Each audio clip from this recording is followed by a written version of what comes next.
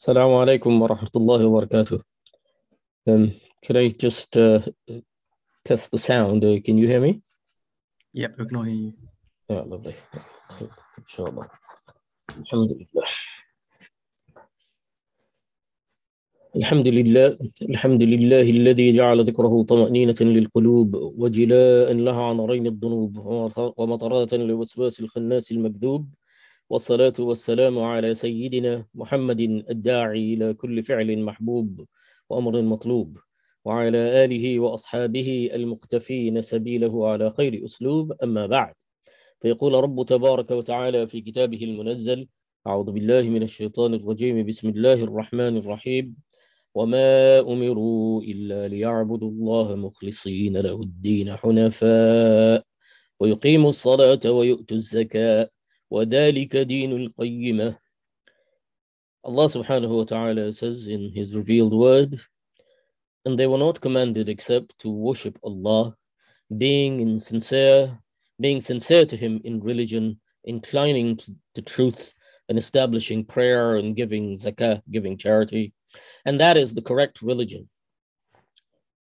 Assalamu alaikum, brothers and sisters. Welcome back to our class on Imam Ghazali's Ihya, covering intentions, sincerity, and verbal habits. And as you know, this course is focused on developing our relationship with Allah, with our Creator, developing a relationship with the Creator who did not only create the trillions of stars and the billions of galaxies that make us feel insignificant when we look at the sky and ponder them. There are billions and trillions of stars we see, what we can see, but He's also created billions and trillions of creatures that are infinitesimally smaller than us.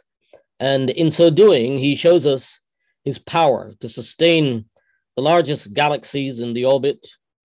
He sustains all of these bodies in space in their orbits so that we can predict in 100 years' time a comet will come and when it would arrive and when it will leave our orbit. Everything is in precision. كُلٌّ فِي فَلَكٍ يَسْبَحُونَ. They're all in their orbits, as he says in the Quran. So on one hand, we have this grand scale of creation where Allah subhanahu wa ta'ala has created billions of galaxies and trillions of stars. And when we ponder that, it can sometimes lead us to think that we are insignificant to all of this. We are nothing. We're just a speck. Our Earth, the planet upon which we are, is a speck of dust in the middle of all of this. But then when you look at the other direction, you see that there are also billions and trillions of creatures that are smaller than us. And as you go down, you find that it is the same power that sustains the large galaxies in space and keep them in orbit. That power is also sustaining the heartbeat of a tiny ant. That power is his. So on both scales, on the macro scale and on the micro scale, Allah's care and his sustenance is everywhere. He takes care of everything. He cares and sustains for all. That power that keeps the galaxy in orbit and the power that keeps the tiny heart of an ant beating belongs to him. That power that keeps our heart beating is his. He pays attention to all, large and small. Nothing escapes him. And so we should not fall into the trap of shaitan in thinking that, oh, well, I'm so tiny and insignificant in this vastness of the universe. Why would the Creator worry about me? And of course he does, just as he cares for every fledgling bird in the nest and every tiny creature, the microscopic creatures, they're all sustained and he cares. So his attention is not drawn from one because he can see and he can care and be sustained and sustain one creature. It does not shut him off. His attention is not limited as ours are. We can only focus on one thing at a time. And so in the guidance he sent with the angel Jibreel alayhi salam, the angel Gabriel, he wants us to, in that hadith, in that conversation, the angel Gabriel, the hadith we read last term, that he wanted us, when he asked what is ihsan, in the hadith Jibreel, what is ihsan, he said, أن تعبد الله كأنك ترى, that فإن لم تكن ترى فإنه يراك, that to worship Allah as if you see him, for verily if you see him not, no, you should be absolutely certain and be completely certain in your heart that Allah is seeing you and he knows what you're doing. And because he sees you, you have to worship him as if you see him. And he does not want you to be distracted by the eyes of others. And this is the problem. This is the problem that we're attempting to solve in these chapters of this book that we've chosen. And he does not want us to be distracted by the eyes of people and to be concerned more about our status in the eyes of people than we are concerned about our status in front of him. Now, in the concluding lecture last term, we studied the chapter Bayanu Darajat al-Riya, the exposition of levels of ostentation, levels of showing off, and where we learned about the layers upon layers of mental schemes that we habitually activate when doing good deeds. And Imam Ghazali took us through these several levels of these mental scheming. And at one level, it is declare what is known as the Riyad al-Jali, where there's clear motive of showing off, and there is no intention whatsoever about reward from Allah. And when you indulge in good deeds and you forget, you indulge in good deeds that are ostensibly for Allah, but in reality it is for show, then that is the Riyad al-Jali. That's the one that has no mixing. But then there are others that are mixed. There are mixed motives of showing off and of seeking rewards, both. And these come in varying proportions. Sometimes the urge to show off is dominant. Sometimes the urge for reward is dominant, and sometimes they're equal. And he went through the consequences of each of these. And I'm hoping, inshallah, I think that you have all revised the lessons from last term. And those of you who are joining us for the first time this year, in this term, I would strongly advise that you listen to the lectures. They're available on YouTube, so that you can get up to scratch and follow the discussion. Now, we also discussed that Riya is more subtle than the ant crawling on a black stone a black ant on a black stone in the dark night. And this, of course, is in light of the hadith, the saying of the Prophet sallallahu alaihi wasallam, "Ashirku fi ummati, ashirku fi hadhihi al-ummah, akhfa min dabib al-namlati al-sawda ala safatin sawda fi dhulmati al-layl aw fi laylatin dhalma." Rawahu at-Tirmidhi. That shirk in this ummah is more subtle than a black ant crawling on a black stone in a pitch dark night. In other words, the subtle forms of Riya included the mental schemings that do not affect the overt intention that we perceive. It's not, but the perception and the quality of the action is affected. And for example, someone usually finds it difficult to wake up for tahajjud, but then suddenly it becomes easy, as in getting up for tahajjud suddenly. And the reason for this is because that person has guests in the house at night who will see him praying at night. So the fact that the prayer to get up is easier, he would not neglect praying at night. But because there's visitors, the praying becomes easy, and the fact that the presence of the visitors has made the praying easy. To get up, it's easier to come out in the cold and make wudu and take the duvet off and face the cold is easier in the presence of people.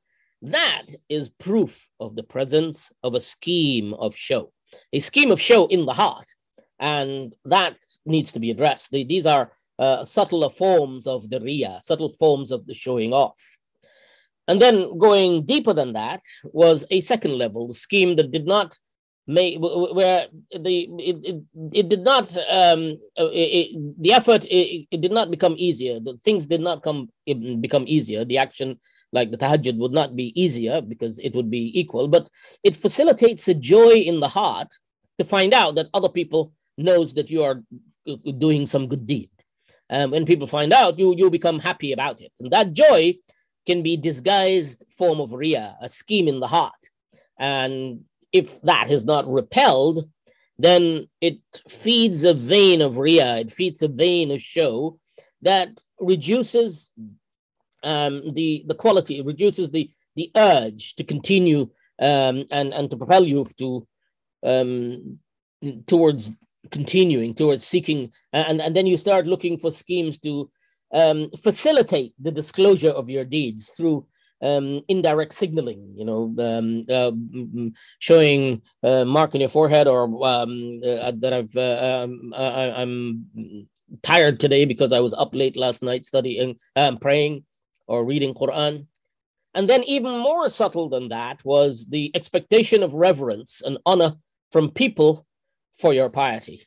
And this one is very subtle, which is a form of cashing in of one's reward for being pious. An example of this is some pious person who expects to be approached with salam. People have to approach him with salam and give him special privileges. He goes to the shop, and because he's a pious man, he expects to get the prices reduced. And that expectation in the heart is itself proof that one's intention still has traces of riyah. It has traces of showing off, because the knowledge that Allah knows what you are doing should be sufficient.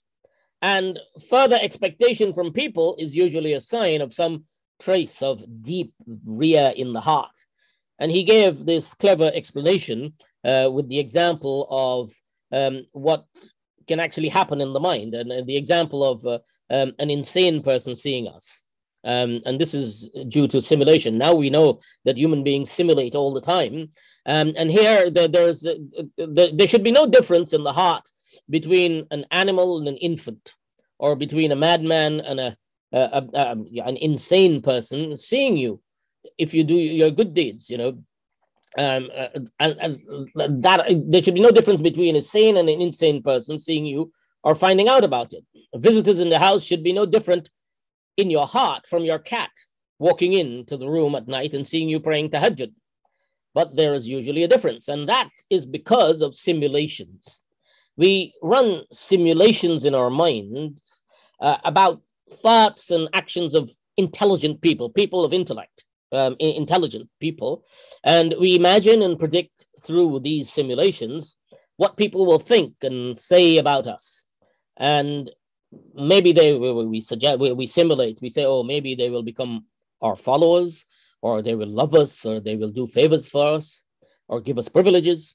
And they will tell others as well. You can simulate all of that in the mind. However, when it comes to an infant or an insane person or an animal, we're unable to simulate and predict what they will do, because their thoughts are generally unpredictable.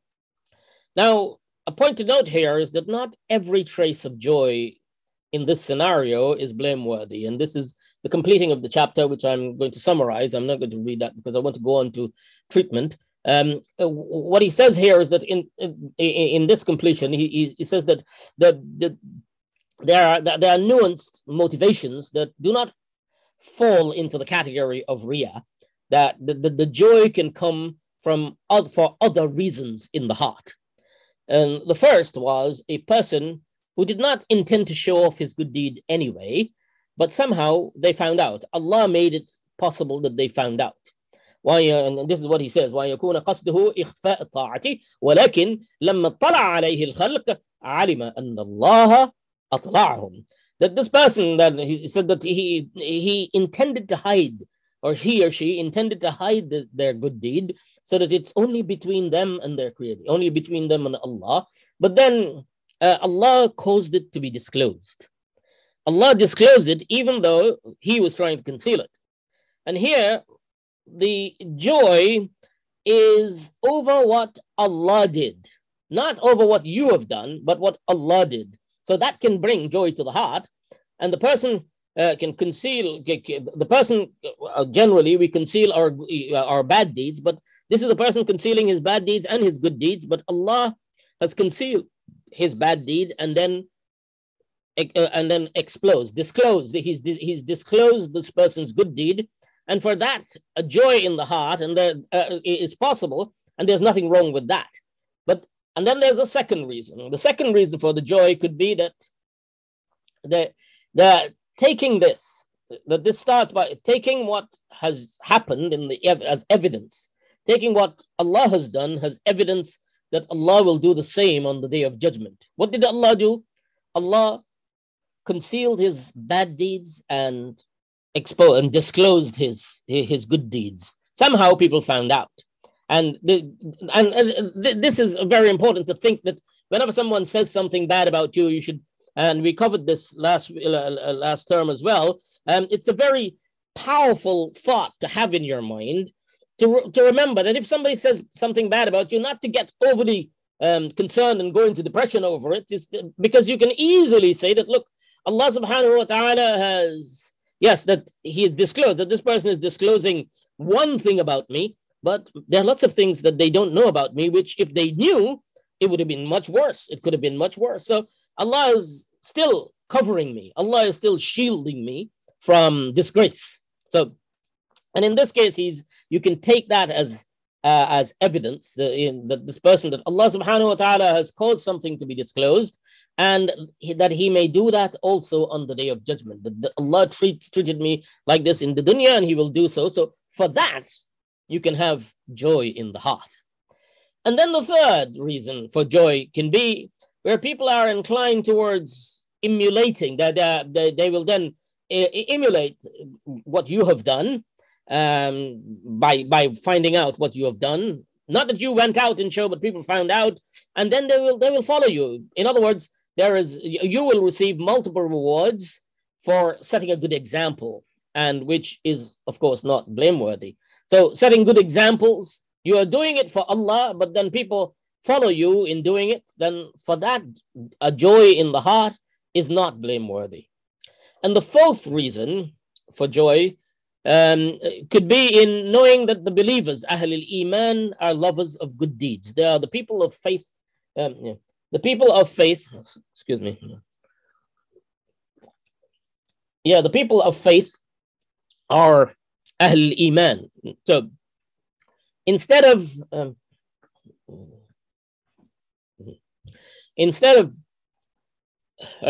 finding fault or becoming jealous of your action, they have valued it, and they have, and that is proof of sound iman, and for that there should be joy in the heart. However, this one is particularly difficult. In Imam Murtada al-Zubaydi, the great scholar who wrote an extensive commentary, a 10-volume commentary on this book, Imam Ghazali's book, he said in particular about this point. He said that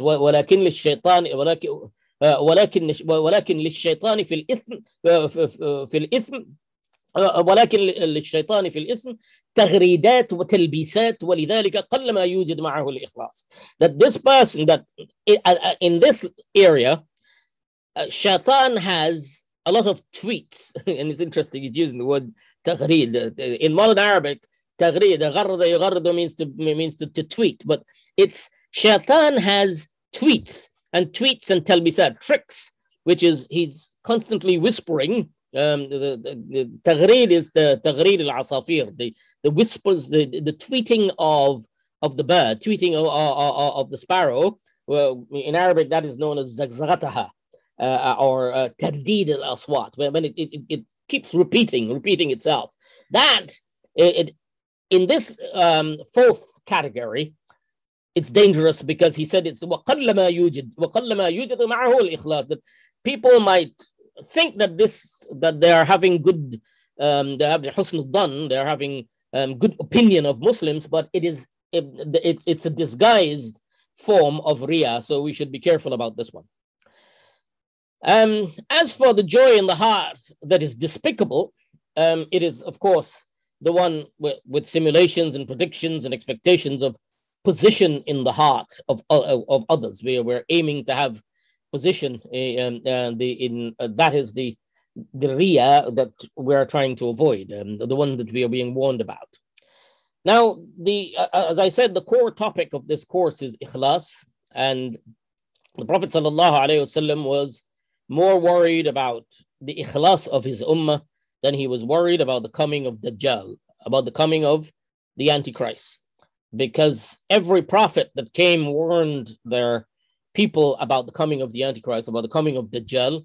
And when it came to Dajjal, the comparison with Dajjal and this problem, the problem of Riyah, the problem of the hidden shirk, the problem of show, and doing good and ostensibly for Allah, but then showing it to people, then that he said that this is I'm more worried about this than I am worried about Dajjal for you.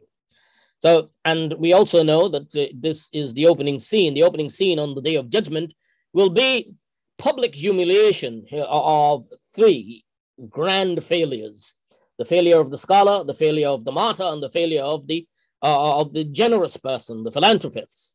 The philanthropist will be told that you give all these wealth, all this, so that people can say that, oh, you are very kind, and so will the scholar be told that, look, you wanted people to say, oh, you're very knowledgeable, and it was said, so there's nothing for you here. And so the martyr as well will be told that you are keen to become to be known as courageous.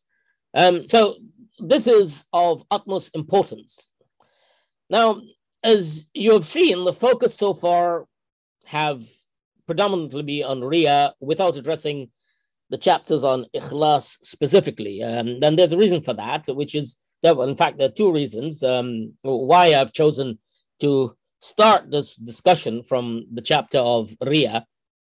First is that al-ikhlasu bi mu'alajat al-riyah, that this is a fundamental formula for creating ikhlas, is that if you treat Riyah, if you treat the urge to show off, then the result of it, the treatment, the successful treatment of Riyah results in Ikhlas. And so that's a general principle in this process. So if you eradicate Riyah from your heart, then Ikhlas will flourish. The second reason is specific to us living now here in the 21st century. And is in that we are living in a hyper-Riyah society. Today, my plan, of course, is to talk about the treatment of the disease Riyah. But before I do so, I want us to reflect again on the nature of the times in which we live, and in particular, to refresh our minds with some of the discussions we've had last term. The discussion about the way cultural norms and practices spread in society. We tend to adopt elements of the culture in which we live through an automatic process, a process akin to, as I said before, osmosis. It's an osmotic process. And in previous times, when people wanted to show off, for instance, they want to show off their possessions or their skills or something that they can do, their deeds, then they would have to actively go out and seek proximities to people in order to facilitate the viewing. You would have to physically be in a place where people can see you. And the other point is that showing off was also something that society by and large looked down upon. It was not seen as something that was praiseworthy. The word itself, show off, was coined to describe this kind of behavior as undesirable. But in our social media society today, it has become not only extremely easy to put yourself, the proximities are very easy to find. We can put our possessions and our actions and our display on display very easily. We do not have to go out of our way to find proximity to people so that they can see what we are showing. So that, and also to show off, to put ourselves on display and to show off has become culturally acceptable and desirable, to put everything on show. So the concept of showing is in an ostentatious manner was something that was that the English language holds as unseemly. It's an unseemly thing, inappropriate for your character, if a character of the individual. The word show, of course, still has some negative connotations when attached to the word off. If you say show off, there is a negative connotation. But when I use the word ostentation, people have to scratch their head. What do you actually mean? If you say in an ostentatious manner, the frequency of the usage of that in English is very low. People don't get it straight away. You have to be you have to be educated. You have to be schooled on it. Now, and the problem is that the word show to describe is used generally. It has been used in recent past to describe plays and movies and displays, and this has undermined much of the negative connotation in the word. As shows and plays become items of great attention of the masses, the concept of showing off as being something inconsistent with good character has gradually been eroded.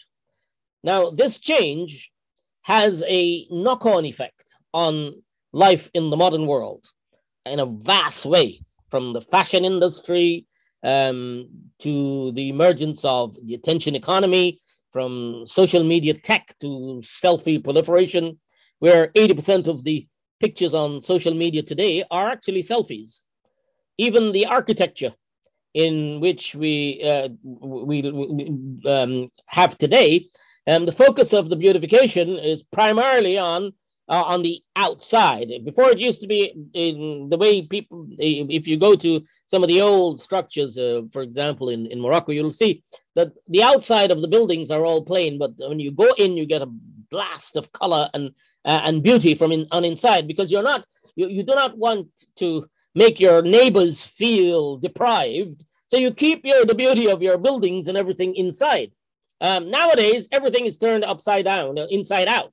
Buildings are left grutty and despicable on the inside, as long as they're covered with shiny, attractive cladding or some sort of material to make it shine, to make it glitter. Now, why am I telling you this? The reason is to recognize again, to recognize that when it comes to Riyah, we in the 21st century are living in a hyper Riyah society, like no other society before. And as members of this society, we suffer, knowingly or unknowingly, the influences of these trends in that osmotic process of cultural inculcation, where we talked about earlier, that process of things seeping in like damp, where the historic and natural inhibitions to show off have faded. Now, despite the spiraling statistics, and the other problem, it of course develops a problem for believers in the fact that you can end up corrupting your deen, but for people in general, they're spiraling. The consequences of it, the negative consequences of spiraling statistics of anxiety, depression, melancholy, suicide, are direct results of these trends, where once people used to be ashamed of showing off, nowadays showing off is globally regarded as acceptable behavior. You know, a few days ago on Sunday, there was a woman who crashed into an icy river. A river broke, and the car was sinking into the river, and she stood on top of the car. And while it was sinking, and the rescuers were hustling to get her or were racing to save her, she stood up and took a selfie of herself. On that's all she thought she could do at that time, was to take a selfie. So that she can show it to people. Every year now we have like hundreds of people are dying while taking selfies. These trends have consequences for everyone. Even if we are religious, it has consequences for piety and our religiosity. We will also feel the strong need somehow to show, because we are members of the society, and it has, as I said, this osmotic process that it invades and causes to feel that yes, everybody is showing, so I should show something. Everybody says something, I should show something. So we put our ibadah, we put our acts of worship on displays. And so in many ways, we are in greater need for the cures of this disease than those who have lived on the earth before us. And therefore, we should feel a greater sense of urgency to deal with it. And it is with this concern, this sense of concern, that I want us to approach this chapter similar to the treatment of cancer. It's that, first, when you're treating a disease like cancer, there are two stages. First is the surgery, and then the ongoing medication treating the disease. And so I want to read to you now that chapter. We'll start this today, inshallah.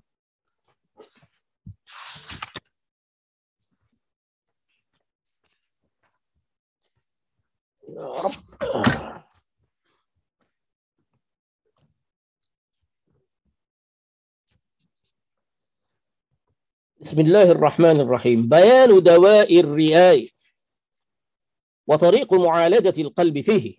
That the exposition of the treatment of riya and the way of medicating the heart, of treating the heart in it. وقد عرفت مما سبق أن الرياء محبط للأعمال. That you have learned from what has preceded that riya, this showing off, destroys your actions. It causes it to be completely rendered null and void. وسبب للمقت عند الله تعالى. And above that, it is a reason for Allah to be displeased with you. And what greater tragedy can that be? وإنه من كبائر المهلكات. And it is one of the great calamities, one of the great destroyers. وما هذا وصفه فجدير بالتشمير عن ساق الجد في إزالته. And anything with such description should deserve a serious attempt to the removal of it. ولو بالمجاهدة وتحمل المشاق.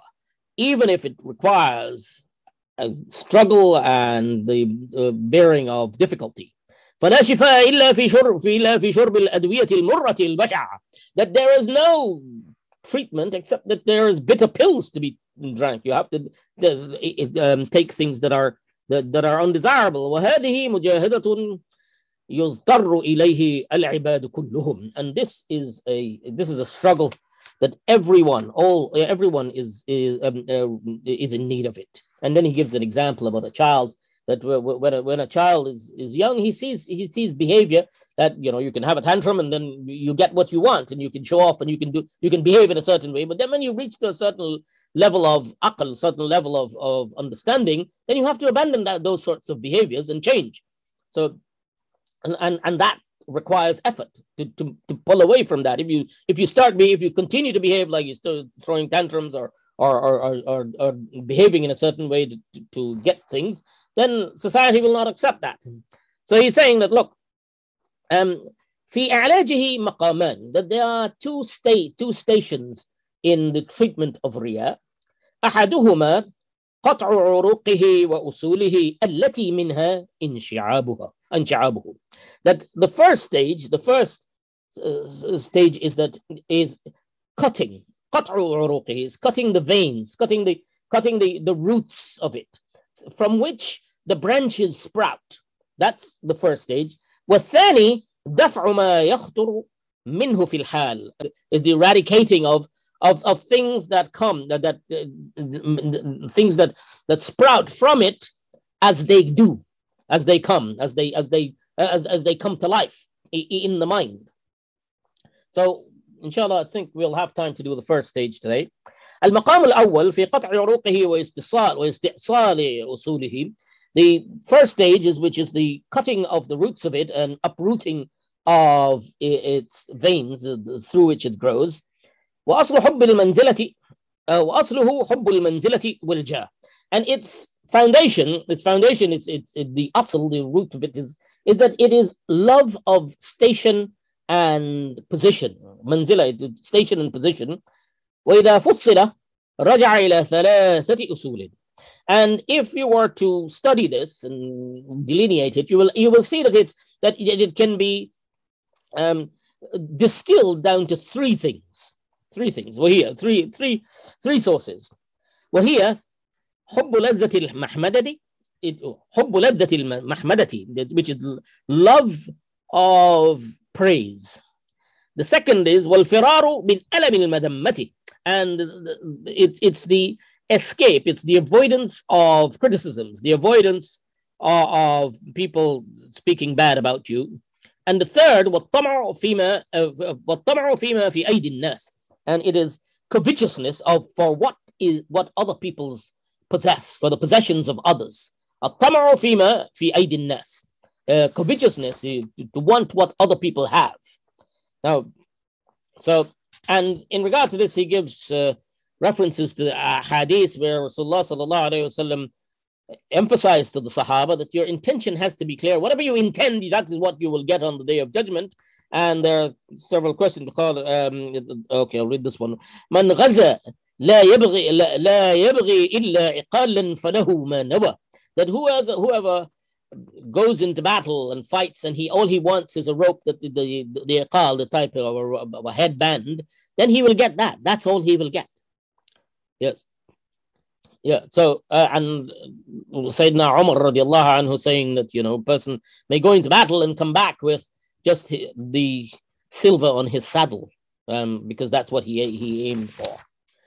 طيب. فهذه الأمور الثلاثة هي التي تحرك المرائي إلى الرياء. That these three things that we mentioned, حب لذة المحمدة, الفرار من ألم المذمة, والطمع فيما في أيدي الناس, that these three things, the love of praise, the fear of criticism, and the yearning for the possessions of what other people have, for stuff that people have. فهذه الأمور الثلاثة هي التي تحرك المرائي. So these three things is in essence what motivates, that governs the mura'i, the person who is involved in showing off. وعلاجه, and its treatment is ما ذكرناه في شطر الأول من الكتاب على الجملة. It is what we have mentioned in a summarized version in the beginning of the book. ولكننا نذكر الآن ما يخص الرياء. But here we are going to delineate what is in regard to riya specifically, and in showing off. وليس بخفي أن الإنسان إنما يقصد شيء ويرغب فيه لظنه أنه خير له ونافع ولذيذ. It's no doubt that a person will be inclined towards things that are that he thinks are good for him, that are beneficial for him, or that are pleasurable for him. وإما في الحال وإما في المآل. Either these things will be such immediately or eventually. فإن علم أنه لذيذ في الحال ولكنه ضار في المآل سهل عليه قطع الرغبة عنه. That if he knows that something is pleasurable and beneficial in the short term, but harmful in the long term, then it is easier for him to remove himself from that, to cut himself off from that pursuance, from pursuing that. He will to fight it. It's easy. And he gives an example. He says, كمن يعلم أن العسل كمن يعلم أن العسل أن العسل لذيذ. The one who then knows that he's discovered that the honey is tasty. ولكن إذا بان له أن فيه سم أعرض عنه. But if he is then told that this honey, yes, it's tasty, but it has some poison in it, then he will remove himself from it. And this example, you keep this example in mind, because some things can be, most of the things, this joy, this short-term joy that we're getting from riya, from showing off, is actually hidden. It has the concealed poison in it. So, وفكذلك طريق قطع هذه الرغبة أن يعلم أن ما فيه من المضرة. And so it is, and this is how you cut the roots of this, is by learning and bringing to the presence of the mind the danger of it, the danger, the harm that is there. ومهما عرف العبد مضرة الرياء, and as long as he is conscious of the harm of riya, وما يفوته من صلاح قلبه, and what he loses from in terms of the soundness of his heart, وما يحرم عنه في الحال من التوفيق, and what he is being deprived of good conduct, of good motivation. وفي الآخرة من المنزلة عند الله, and what he loses from station in front of Allah on the day of judgment. وما يتعرض له من العقاب العظيم, and what he's exposing himself to a possible dangerous, a possible painful punishment. والمقت الشديد, and the displeasure of Allah towards him. والخزي الظاهر, and the clear humiliation. حيث ينادى على رؤوس الخلائق, that he will be called in front of all the people on the day of judgment. He will be labeled. Allah, and this hadith we covered before, Ya Fajr, Ya Ghadir, Ya Mura'i, that he'll be called, oh wicked person, oh betrayer, oh show off.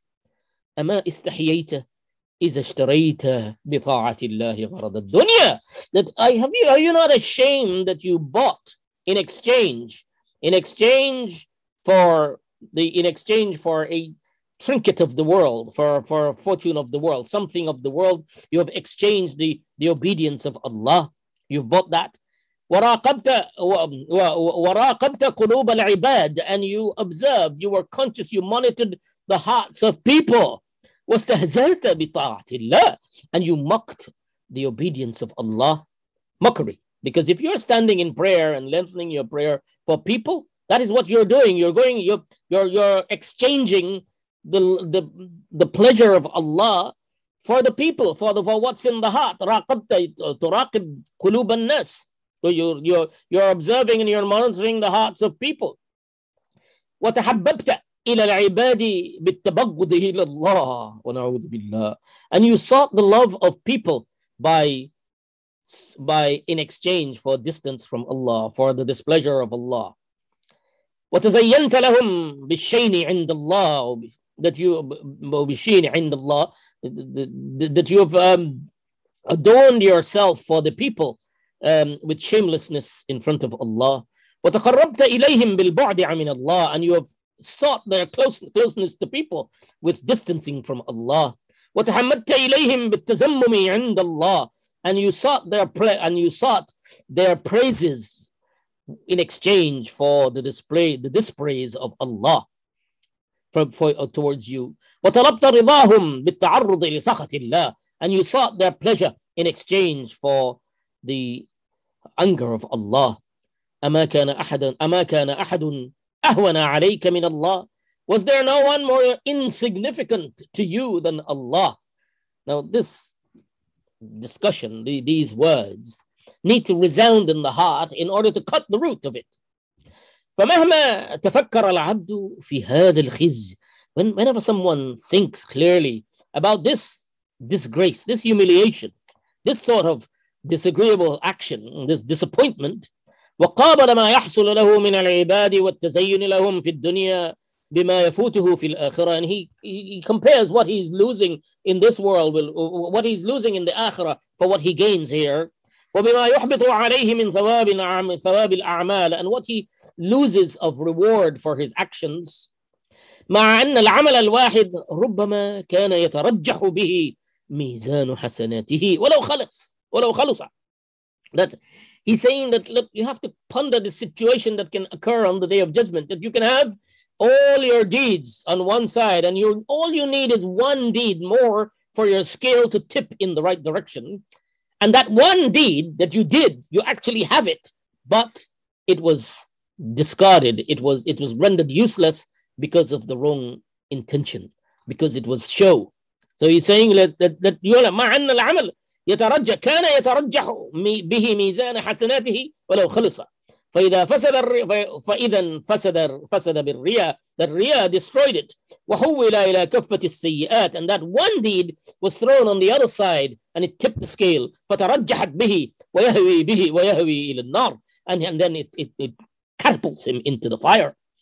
فلو لم يكن في الرياء إلا إحباط عبادة واحدة لكان ذلك كافيا في معرفة ضرره. And if riyah had no more problems, if riyah had no more danger, no more harm than the fact that it can destroy one deed, then that should be sufficient.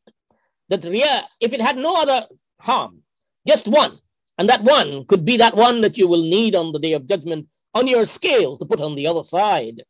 حول إلى كفة السيئات. He said, فلو يكن. He said, لكان كافيا في معرفة ضرره. That should be sufficient for you to understand, for you to apprehend its full harm. وإن كان مع ذلك سائر حسناته راجحة. That all his good deeds are on one side. فقد كان ينال بهذه الحسنة علو الرتبة عند الله. That with that one good deed, he could have earned the closeness to Allah. He could have earned a station in front of Allah. في زمرة النبيين والصديقين. He could have entered into paradise and meet the prophets and meet the pious people and the successful ones. وقد حط عنهم بسبب الرياء. But he was destroyed because of that one رياء. ورد إلى صف النعال من مراتب الأولياء. That he could have, from a stage of being in Jannah, he was put in the lowest of the low stages. هذا مع ما يتعرض له في الدنيا من هذا مع ما يتعرض له في الدنيا من تشتت الهم. And this, apart from this, what happens apart from this هذا مع is that also من تشتت الهم بسبب ملاحظة قلوب الخلق. That what's also the tragedy that comes from this is that apart from that, he has tashattut. Shattata yashattatu means to be dispersed, means to be scattered concerns. Your concerns are pulled in all different directions and leads to what? He's saying that tashattat al-ham bisababi mulahadat al-qulub. But when you are concerned about what people think, then your concern will be split. It will be dispersed. It will be shattered. And you will be worried about X, Y, Z all the way. You will be worried endlessly. And he said, فَإِنَّ رِضَى النَّاسِ غَايَةٌ لَا تُدْرَكُ. That the pleasure, that pleasing people is a goal that is unreachable, that you cannot. فَكُلَّ مَا يرضى به فريق يسخط به فريق آخر. That as one group accepts something, another one they rejects it.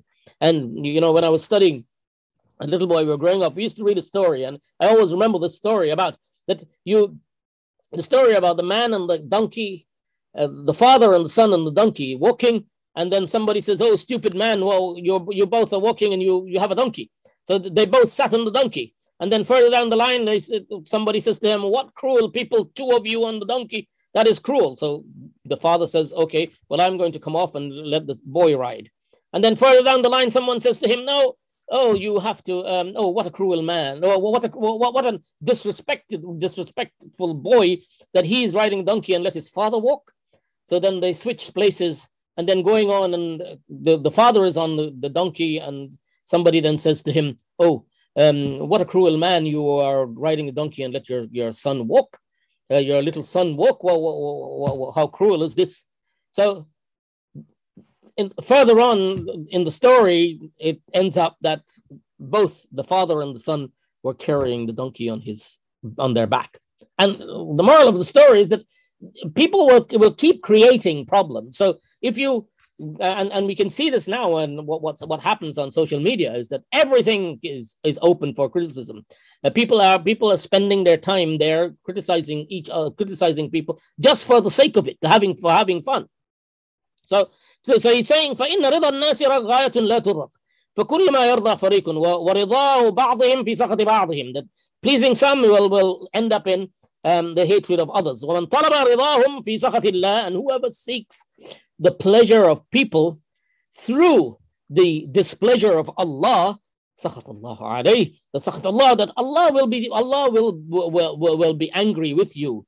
وَأَسْخَطَهُمْ عَلَيْهِ وَأَسْخَطَكُمْ عَلَيْهِ أيضا عليه. And Allah will cause them to then be angry with him. ثم أي غرض له في مدحهم وإيثار ذم الله لأجل حمدهم. So, and what purpose? Well, what good is there? Well, what purpose can there be that you are seeking their pleasure and also at the same time causing the censure and displeasure of Allah towards yourself? ولا يزيد مدحهم رزقا ولا أجلا. And their praise, people's praise for you, do not increase your sustenance. It does not increase the length of your life.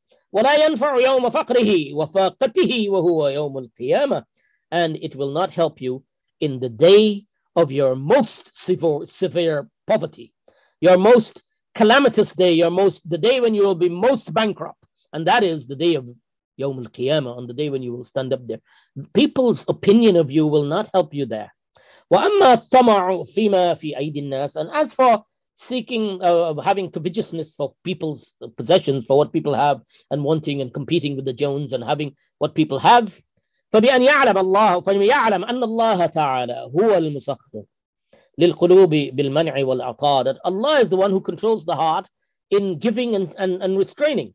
وَأَمَّا الْخَلْقِ مُضْطَرُّونَ فِيهِ, that they're all the creations are subjugated by Allah. لَا رَزِقَ إِلَّا اللَّهِ, that there is no sustainer except Allah. وَمَنْ طَمَعَ فِي الْخَلْقِ, and the one who yearns, who puts his faith in people, لَمْ يَخْلُو مِنَ الذِّلَّةِ وَالْخَيْبَةِ, that the one who looks towards people for stuff and ignores Allah, then he should know that he will not end up, that he will inevitably end up in dishonor and failure and frustration.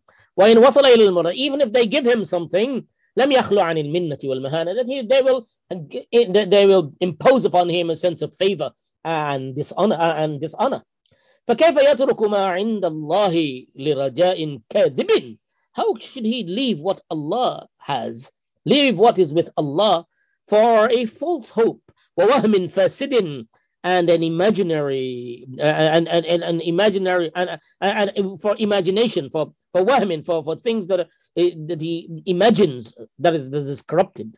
وَقَدْ يُصِيبُ وَقَدْ يُخْطِئُ, these things may happen and may not.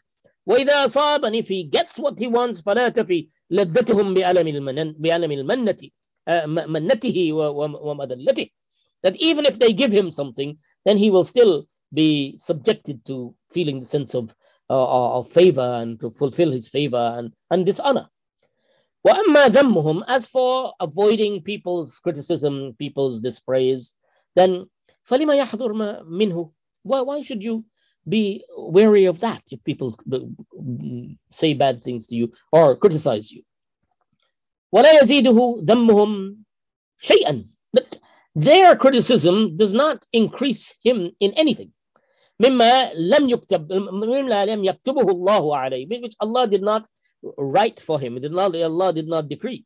ولا يعجل أجله ولا يؤخر رزقه, it does not delay his dying, its time of dying, or it does not increase, it does not deprive him of any sustenance. ولا يجعله من أهل النار إذا كان ولا يجعله من أهل النار إن كان من أهل الجنة, and it does not make him, people's criticism of you will not make you a person of the fire if you were a person of the heaven, if you were a person of Jannah, a person of heaven. ولا يبغضه إلى الله إن كان محمودا عند الله, and it will not make you become disliked in the eyes of Allah if Allah loved you, if Allah praised you, if Allah loved you. ولا يزيده مقتا, and it does not increase anger for you إن كان ممقوتا عند الله, if Allah dislikes you. فالعباد كلهم عجزة, the people, creation are all powerless. لا يملكون لأنفسهم ضرا ولا نفعا, they have no control of good, they have no control over benefit for themselves or harm. ولا يملكون موتا ولا حياة ولا نشورا, that they have no control over life or death or resurrection. فإذا قرر في قلبه آفة هذه الأسباب وضرها, so if he reinforces in his heart the evils of these means and their harm, فترت رغبته, then he will be able to wean himself off of the inclination to show. وأقبل على الله قلبه, and his heart will then turn towards Allah. فإن العاقل لا يرغب فيما يكثر ضره ويقل نفعه, that the intelligent one does not become inclined towards things, does not remain inclined to things that has an abundance of harm and little benefit.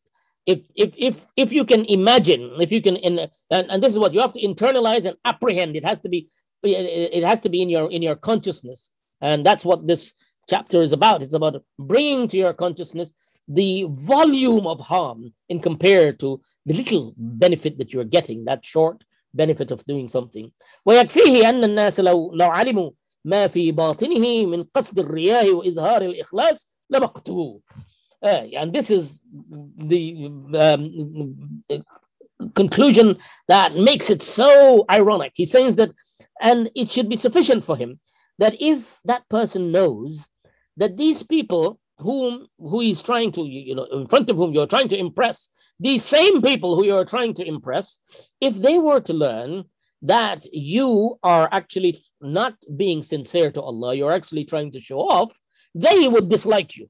If they knew the truth, if they knew the truth about you're doing something good, you're giving loads of charity, ostensibly for Allah, pretending to do it for Allah, but you're actually doing it to impress people.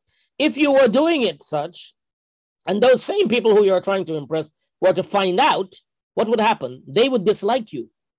And the tragedy is, the truth is that they will find out. فسيكشف الله على سره حتى يبغضهم. On the day of judgment, they will be من رأى الله ومن رأى به. That Allah, that the one who shows, Allah will show them on the day of judgment. ومن سمع الله به. That the one who who's making people hear about him, Allah will show it. So these people who you're trying to impress will be on the day of judgment. They will understand. They will know who you are. ويعرفهم أنه مراء, and he will tell them that this person is a show-off.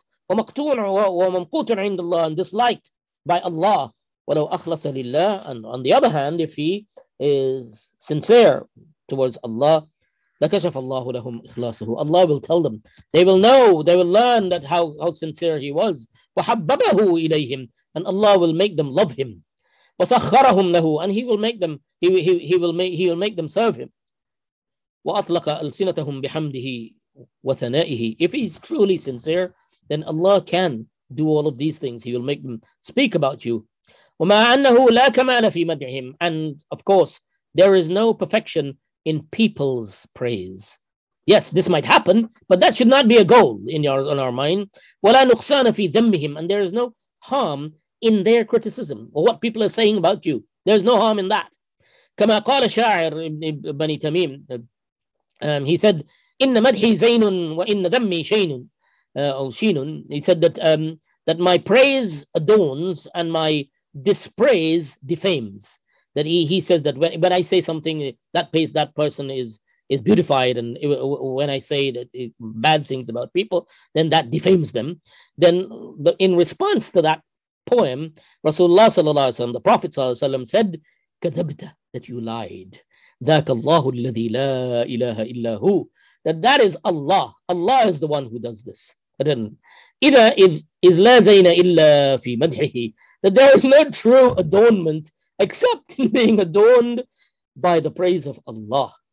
ولا شيء إلا في ذمه, and there is no real disgrace except in the disgrace of the anger of Allah. فأي خير لك في مدح الناس. So what good is there in the praise of people? وأنت عند الله مذموم من أهل النار. What benefit is there? أي خير فيه. What praise is there that Allah and that of people when you are disgraced in the eyes of Allah, and you are of the person of fire. وأي شر لك في ذم الناس وأنت عند الله محمود في زمرة المقربين. And what evil can there be from the criticism of people when you are? What evil can that do to you? وأنت عند الله محمود, and you are praiseworthy in front of Allah. وفي زمرة المقربين, and you are in the circle of those who are close to Allah. فمن أحضر في قلبه الآخرة ونعيمها المؤبد. And so the one who brings to mind in his heart, present in his mind, the akhirah, the next life, and its pleasures that are eternal, its eternal bliss, ومنازل الرفيعة عند الله, and the high status in front of Allah, استحقره ما يتعلق بالخلق أيام الحياة. He will belittle the importance of status in this world will be reduced in his mind.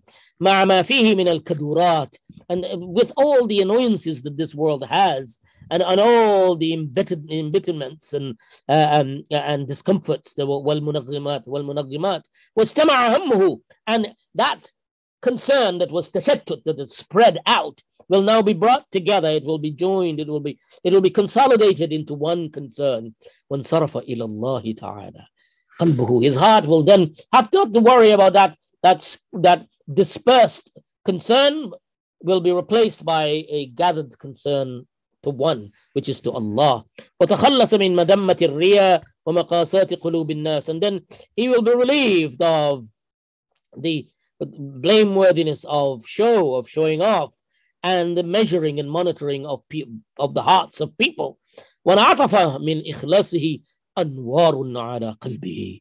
And then from that will radiate, from that sincerity, enlighten, that nur, light will enlight on his heart, will pour onto his heart. وينشرح بها صدره, and his heart will become expansive.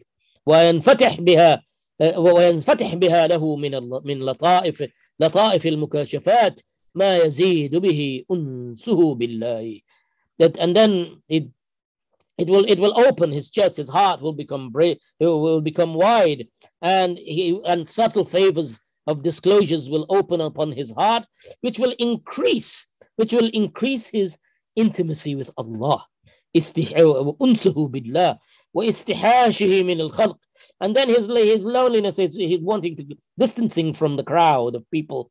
واستحقاره الدنيا, and his lowering of the value of this world. واستعظامه للآخرة, and making great in his heart of the life beyond this life. وسقط محل الخلق من قلبه, and then the station of people of worrying about what people has to say and think about him will fall from his heart. وانحلت عنه داعية الرياء, and then the motivation for show will then fizzle away from him. وتذلل له منهج الإخلاص, and then a path towards Ikhlas will open for him.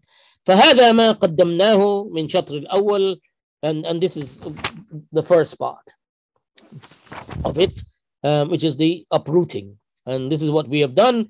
في شطر الأول في الأدوية العلمية القاسية مغارس الرياء, and this is the first part that uproots the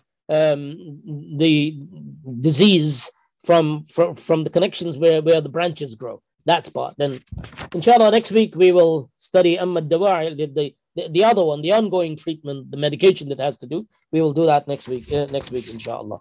Barakallahu feekum. Let's pray now, inshallah. Okay, before you go, I want to read one last hadith, inshallah. This one, Rasulullah sallallahu alaihi wasallam, because it is important that we do not take these discussions. We have to take these discussions on board, but we should be careful not to become overwhelmed. Our purpose here is to improve our intentions and not to make you feel overwhelmed and then become paralyzed, because we don't want anyone to enter into paralysis. We will talk more about the concept of ifrat and tafrit, which is analysis paralysis and instinct, extinct instinct by instinct, and these sorts of things next week, inshallah.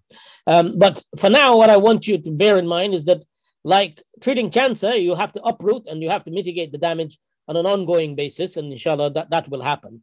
But I leave you now with this hadith that Rasulullah sallallahu alaihi wasallam said to Abu Bakr, "Walladhi nafsi biyadihi lashirku akhfa min dabib al-nam," that I swear in the name of whose hand my life is, that shirk, that this show is more subtle than an ant.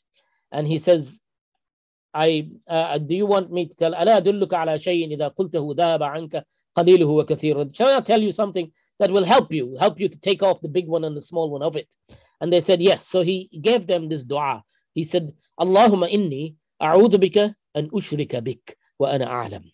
That, oh Allah, I seek refuge in you from ascribing partners to you in a way that I know. وَأَسْتَغْفِرُكَ لِمَا لَا أَعْلَمُ, and I seek forgiveness from you for that which I do not know. So this dua, you can start reading it. Inshallah, I'll put this in the chat now so that you can learn it and start reading it. Where do I do this? Chat, Yusuf. This one here. Yeah. Okay, somebody's been sending stuff. Yeah, okay. There we go. Yeah. So I'd like you to memorize that dua and read it from time to time.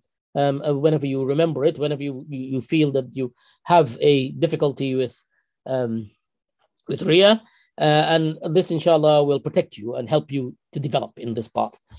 Now let us pray.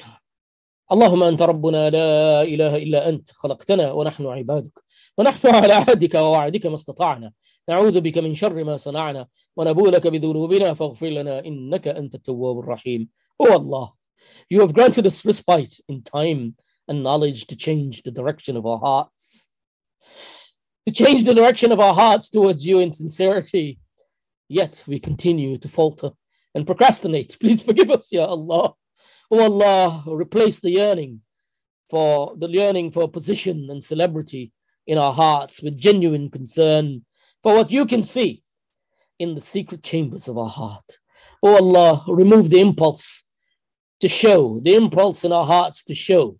Oh Allah, cleanse our hearts and bless us with the attention to your scrutiny of our thoughts, to your scrutiny of our motivations. Oh Allah, we are your servants.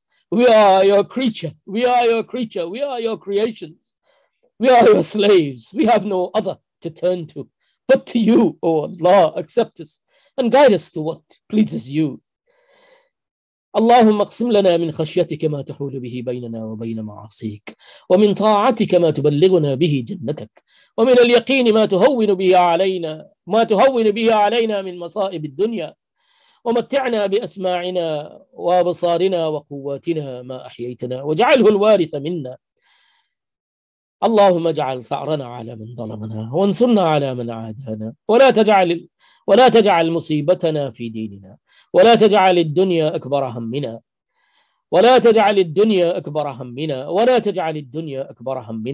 ولا مبلغ علمنا ولا تسلط علينا من لا يرحمنا. اللهم اغفر للمؤمنين والمؤمنات والمسلمين والمسلمات وألف بين قلوبهم وأصلح ذات بينهم وانصرهم على عدوك وعدوهم. اللهم لا تدع لنا ذنبا إلا غفرته ولا هما إلا فرجته ولا كربا إلا نفسته ولا ميتا إلا رحمته ولا مريضا إلا شفيته ولا حاجة من حوائج الدنيا والآخرة هي لك رضا ولنا فيها صلاح إلا أعنتنا على قضائها ويسرتها يا أرحم الراحمين.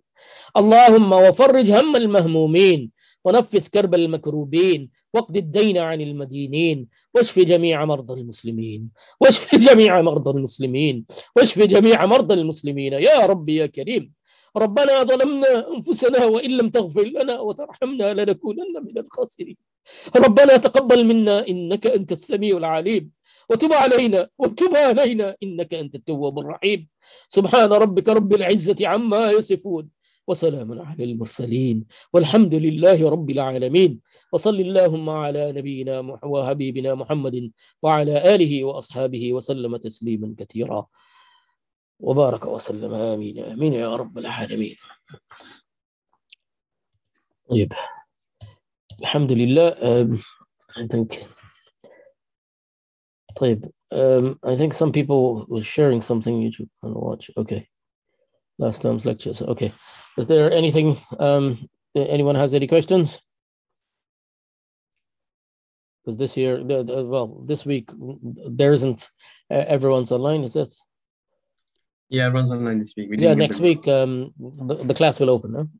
Yeah, we'll have the bookings for next week, inshallah. Yeah, inshallah. طيب. Okay then, inshallah. Barakallahu fikum wa jazakumullahu khairan. Remember me in your du'as as well. Barakallah. Okay then. Jazakallah. Assalamu alaikum.